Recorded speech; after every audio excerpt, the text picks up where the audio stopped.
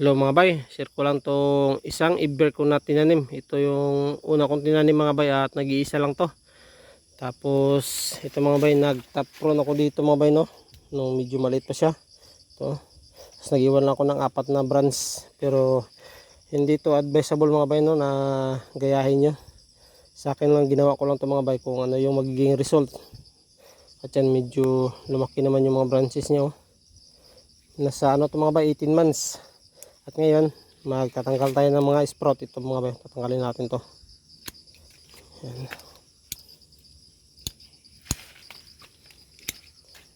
Ito mga bay. Kasi mag-apply na naman tayo ng fertilizer kapag umulan.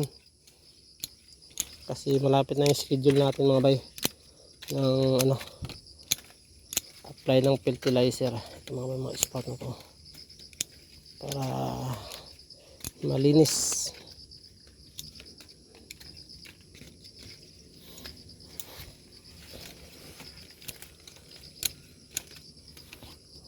Ito natin yung mga maliliit.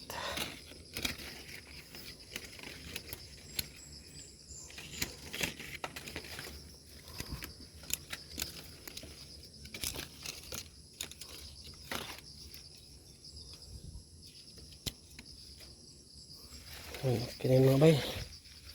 Ito po.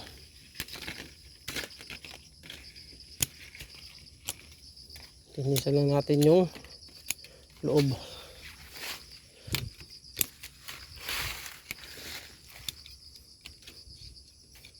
Tapos ito pala mga bayo, nagputol ako dito ng karaan ito. Kasi yung branch na isa papunta dito sa loob, kaya nagputol ako para papunta dun sa labas mga bay. Tapos ito na naman mga bayo, medyo dito na naman siya papunta. Kaya ang gagawin ko dito mga bay, dito na naman ako tatap. Ito, tatap pro natin to dito mga bay. Ito, tanggalin natin ito mga bay. Tapos ito, yan, tap tayo dito mga bay. Ayan. Para ito lumabas naman mga bay. Kapag bibigat siya, doon siya papunta mga bay. Yan, yan yung purpose natin. Yun, sa ngayon yun lang muna mga bay. Tapos ito pala, tatap din natin ito mga bay. Ito dito mga bay. Yan, para ito bumangon to siya mga bay. Yan, gumanyan siya, umangat. Yun lang yung maintenance pruning muna natin dito sa ating i-birth mga bay.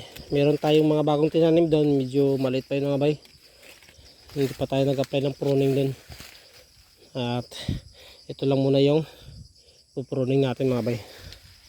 18 months old na i-birth jackfruit.